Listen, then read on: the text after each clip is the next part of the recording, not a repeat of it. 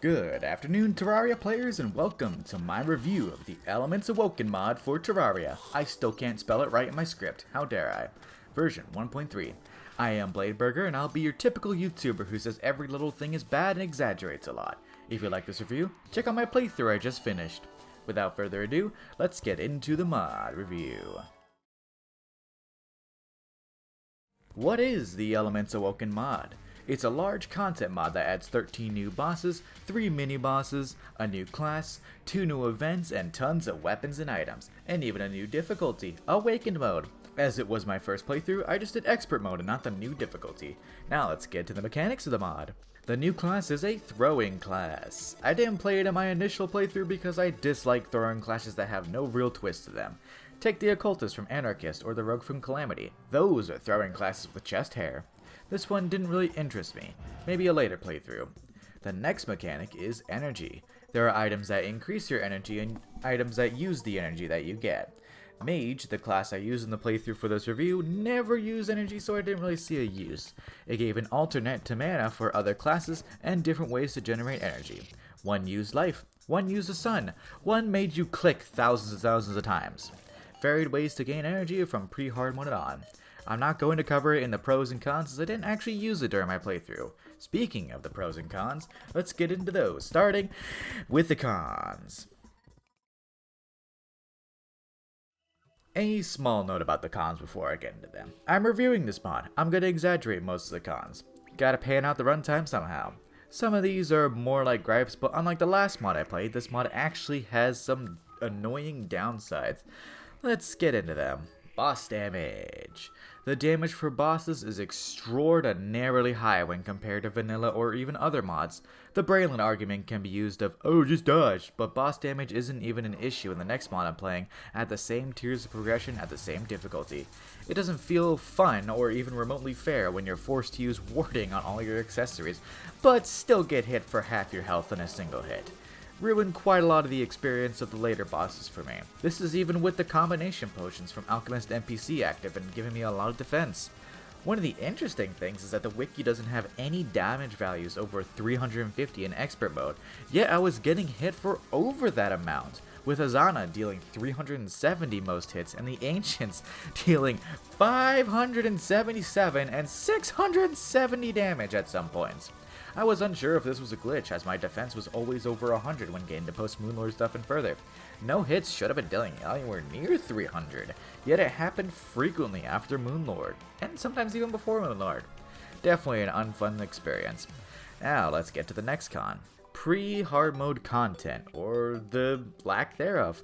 Very little armor choices and only 2 bosses. Compare this to the last mod I played, Anarchist, which had more than double the pre-hard mode bosses. I felt like I was just playing vanilla for most of pre-hard mode, and I only used vanilla armor until the toy armor, which was discarded very quickly. The choices did flesh out more for armor in hard mode until Moonlord, but the pre-hard mode choices were lacking. More would be nice. On to the next con. The lack of armor after Volcanox. During the playthrough, I got Crow's armor after Volcanox, but then didn't have access to any more armor to help with the insane damage bosses dealt after that.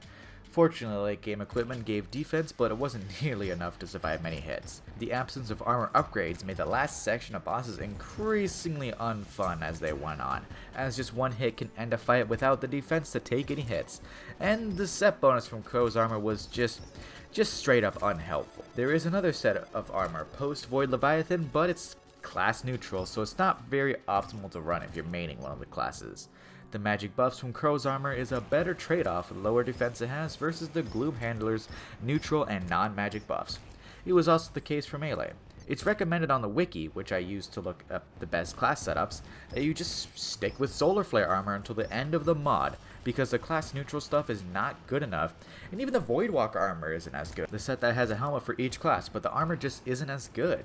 A big problem for the mod, as it kinda fits right into the later con. Let's get into the next one, shall we? This mod feels incomplete when compared to other bigger and even smaller mods. This mod is on 1.3.13.3 as I'm reviewing this, and it doesn't feel completed. Of course, every mod is being constantly updated and changed and refined. Hell, the Anarchist mod went through like 4 updates as I was playing it. But why do I think it's incomplete? It's mostly due to balance and certain items seeming to just be missing from sets. As for balance, the Eoit's Wrath was very overpowered when I fought Volcanox and the Void Leviathan. It made both those fights into just 30 seconds. It was amazingly overpowered for those two bosses, but amazingly underpowered for Azana, the next boss. Speaking of Azana, this boss had an absolutely massive health pool when compared to the other post-Moonlord bosses. If you include Phase 1, Azana had more health than all post-Moonlord bosses before it. All of them combined.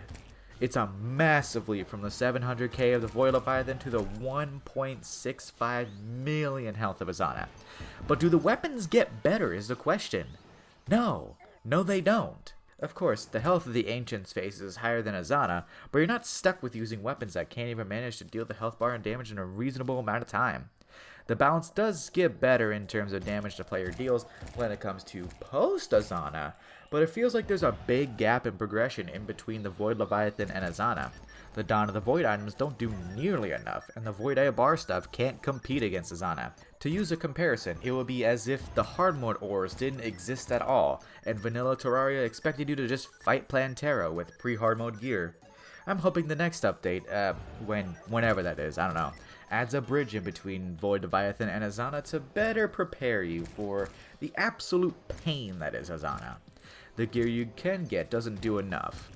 In terms of gaps in items and just missing things, there's armor sets that allow you to upgrade the Moonlord armor, but only for Ranger and Magic.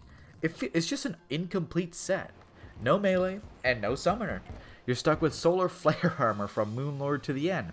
Summoner at least has a few new sets to compensate for that, but melee has just a class neutral set and the Voidwalker set, which is worse than Solar Flare.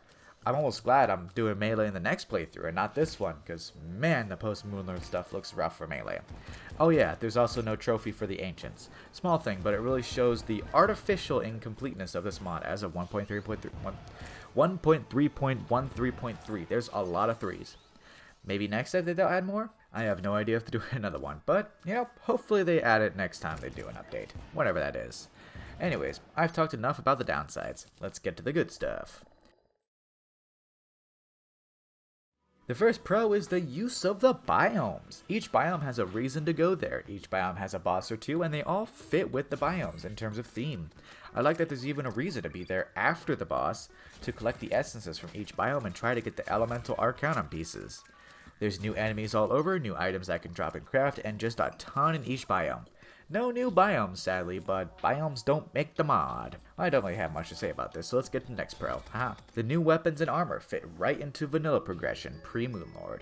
I used the new weapons quite a lot through my playthrough until Moonlord, with the Eye of Regaroth and the Strange Staff being my favorites. Until the Eoit's Wrath, they didn't feel overpowered or game-breaking. They just fit right in. The next pro is the cutscenes. Oh, man, the cutscenes. Loved them! Certain bosses have bits of dialogue that flashed over the screen as they died. It added a new level of immersion to the mod and hooked me into it more. The final cutscene after beating the Ancients was very nice. I liked how it went through the whole world and showcased your adventure. I wish more mods did this, to be honest. Adds immersion. If I ever do my own mod, I'ma do this. That's a good idea. I should make my own mod. How hard is coding? Anyways, on to the boss rates. Now I know what you must be thinking. So short on the pros? Can't praise anything else? Yeah, I don't know, negatives are just somehow easier to talk about it. It's weird. On to the bosses and events. The first up is Wasteland, the first boss of the mod. This boss was fine. It's a post-Aya Cthulhu boss and it fit right into that spot. Maybe had a bit too much health, or maybe my weapons just weren't that good. The weapons I had at the time did not do much damage at all. You'd be surprised at how high 5,000 health seems in pre-hard mode. I know you can spare the boss somehow, but I didn't really feel like sparing it. I'd rather just kill. Some of the sparing mechanics was just too difficult to do, so I didn't focus on that during fights. You can spare Wasteland. I think you can spare Azana, although I'm not even going to try that. And I know you can spare Infernus.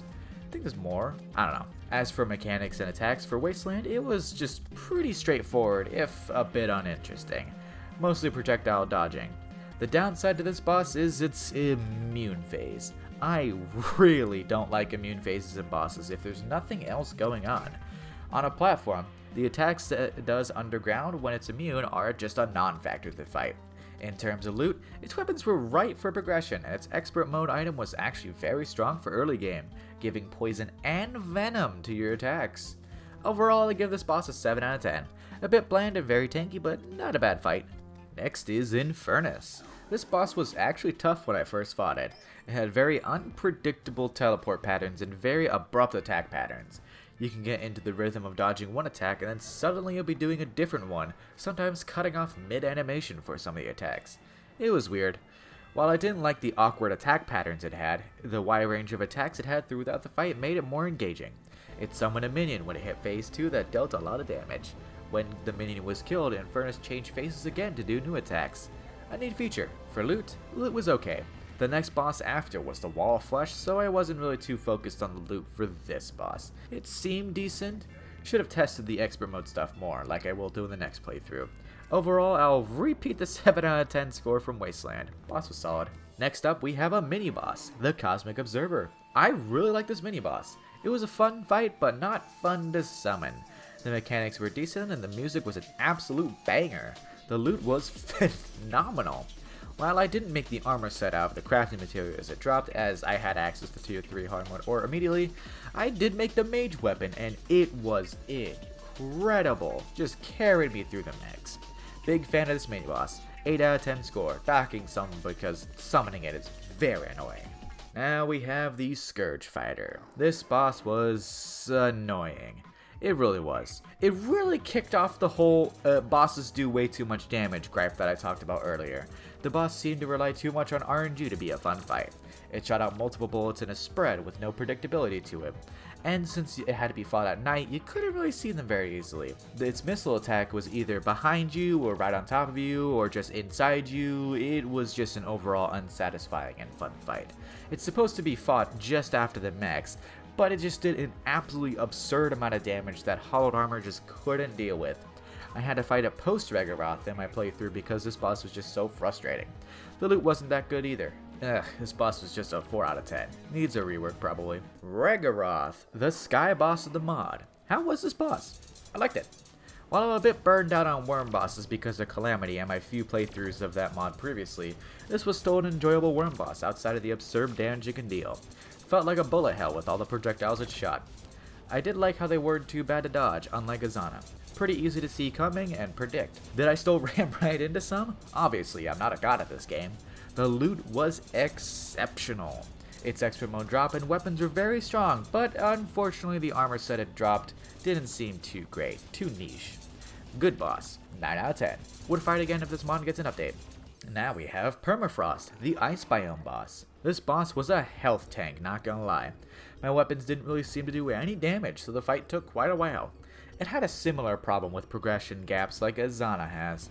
Most other bosses in this mod took about 2 to 3 minutes to take down, but this boss's health was much higher than the bosses around it, so the fight just took longer, almost 6 minutes. Not really a downside, just a note to point out. This boss had a similar issue with Infernus, with a very unpredictable and abrupt attack pattern. Once you get used to it, it got a bit better, but it was a bit obnoxious to get hit by a teleport that happened instantaneously after a different attack.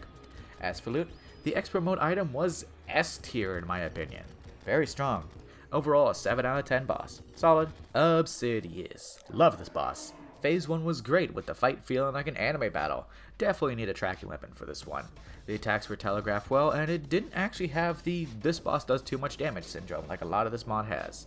The second phase was not as good as the first, with an annoying immune phase that happened way too much and got annoying when it happened at 1% health. The loot was okay. The mount is cool. I like that. 9 out of 10. Immune phase is bad. Aqueous, the ocean boss. Or is it Aqueous? Aqueous? I don't know. This boss was very easy. It was right after Duke Fish Run, so I had access to the Razor Blade Typhoon, which made this fight even easier. I like this boss for its use of Duke's attacks in a different style, and the dialogue that showed up as her health got lower. Her attacks were predictable and not too hard to dodge. Big fan of the boss, but not a fan of the loot. Didn't seem very strong at that point in the progression. Razor Blade Typhoon for the win. I give it an 8 out of 10. On to the next boss. The first post-Moonlord boss, the Temple Keepers. I'm always a big fan of multi-enemy bosses except Slime God and Revengeance mode, so I was a fan of this one. The ring that kept you inside the arena was a nice touch. However, the stationary boss half had the health of a pickle. It was incredibly easy to take down, and I sometimes accidentally took it down as I was trying to kill the dragon, just to leave the dragon to fight. The dragon wasn't too hard as it had predictable attacks. The loot was solid. The Nebula Blaze is better. I'll give it a 6 out of 10. It was okay.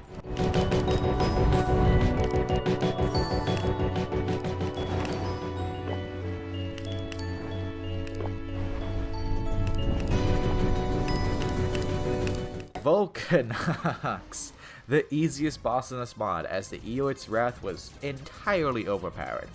I really don't have all that much to say about Volcanox, as it melted so quickly I didn't really have time to really see its attacks or anything. It looked like it was a fiery Plantera though, so that's neat. It also had the deal too much damage syndrome as well, dealing almost half my health in one hit. The one hit I took in the fight. Hate that. The loot was pretty good as well, while the Eoit's Wrath was just ludicrous to the point where no weapon at the stage mattered. The expert mode item was very strong, stronger than Permafrost. I wasn't really sure how to rate this boss as it just died so unbelievably quick, so I'll just go with the default 7 out of 10, nerf Eoit's Wrath. Next up, the Dawn of the Void, the first of 2 new events added with this mod. This event is actually the better of the two, honestly. The new enemies were cool and they changed throughout the fight. Not managing them can get you killed as the spawn rate was high, unlike the Radiant Rain. This phase 2 of this event wasn't as good, but I still liked it. It made the world a lot darker and new enemies spawned. Very creepy enemies. I could just sit on a platform though. There was a mini boss, the Shadeworm, but it died so quick I really can't say much about it. The downside to phase 2 is the wings debuff. Made this section feel really bad. The event was very important for the game as Void Essence drop during it was used in a multitude of endgame accessories. I give it an overall 8.5 out of 10. Good first phase, but weaker second phase. Speaking of Void, here's another worm boss, the Void Leviathan. A very fun boss that also died very quickly. The main issue I had with this boss was not the boss itself, it was actually the restriction of my monitor. It was insanely fast, it would just go on and off screen and just BTFO me at Mach 7. The mechanic of making orbs that you had to kill to continue damaging it was a good one to keep the fight from getting stale. Big fan of this boss. The loot was great too. Voidite Orb that spawned on death was used in many strong endgame equipment. Great boss, 9 out of 10. Big fan. Now on to a boss that I am definitely not a fan of and am glad I don't have to fight for quite a while. Azana. Probably my least favorite boss in the mod by a large margin. It's a boss that's pitched as a bullet hell boss with a lot of things wrong with the bullet hell style. The attacks are not at all made telegraph, the damage is ludicrously high to the point of me getting 2-shot constantly, and this boss was very reliant on RNG and not actual skill to dodge a lot of the projectiles and the boss itself. When compared to another bullet hell boss from another popular mod, and it's probably not a fair comparison, Supreme Calamitous, it's not even a fair comparison. Supreme Calamitous is just the better bullet hell boss by far. Escal has a predictable pattern to a lot of her attacks, with some projectiles coming from up and down and sideways, and some being from a specific point and going outward. They don't go in waves over the player, they don't come together and make a certain area impassable, and they don't deal absurdly high damage. They do a lot, but not 2-shot range. When it comes to Azana, any semblance of a boss fight is thrown out the window and replaced with, is the RNG of my attacks good enough? I'm not referring to the order in which Azana attacks in, I'm referring to where its projectiles go and how close Azana is to you when they fire off. The boss loves to try and ram the player while firing its projectiles, so it makes the fight even more RNG dependent. Note, this boss also deals an absurd amount of contact damage while flying at rapid speeds, faster than any wings in this mod, so good luck if you don't have a tracking weapon. It's almost amazing how much RNG is in this fight and how badly you can get screwed if it's unfavorable to you. There is, of course, again, the just dodge argument that exists, and yes, I can dodge, but dodge for the 8 minutes that my successful fight took? Yeah, that was a massive pain. Hell, even Escal takes like 4 to 5 minutes. You'll see when I play Calamity soonish. It's not the next series, but it's close. But surely, with how bad the boss is, the loot is good, right? Surely the pain is worth it. Yes and no. The expert mode items seemed to work only against this boss, which I was not willing to do again. And the mage weapon that I got was glitchy. It was strong, yes, but because Terraria has a built-in projectile limit, it would constantly just glitch out and just not fire. It straight up didn't work against the ancients. Overall, I give Azana a 2 out of 10. Hate this boss. Hate it, hate it, hate it. Next, we have the second of 2 new events, the Radiant Rain. The less good of the 2 events. It happened at a 25% chance whenever rain spawned. I was fortunate enough to not have to wait long or at all, as it spawned very quick. The issue with this event lies in enemy density. They didn't really spawn too often at all and didn't provide the slightest bit of challenge. The falling stars that spawned hurt more than the enemies in the event did.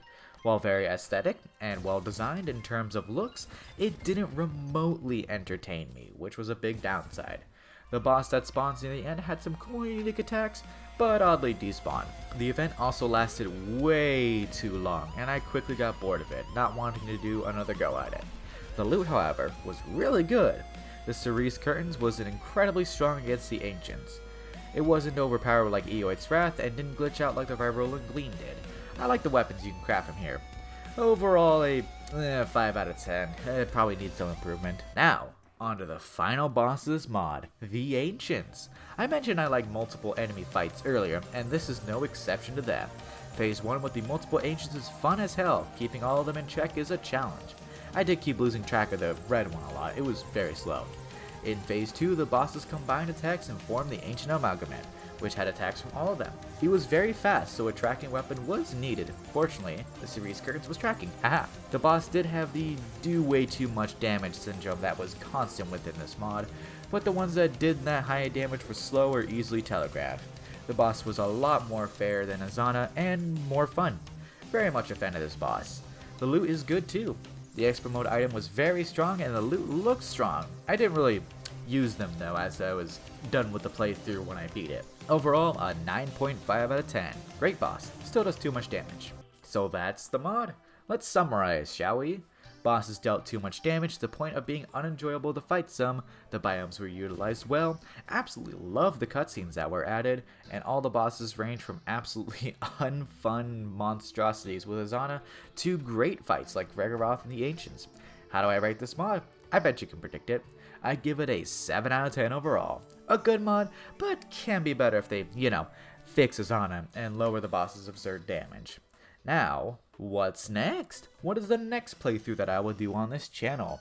Next up is a viewer request for a playthrough of the Polarities mod. I've heard good things about it, so I'm excited to show you all my adventures there. It'll be out after a week off to rest my tired fingers, as this script is over 4,000 words. Now, thank you all for watching. Stay tuned for the next one. Blade Burger out.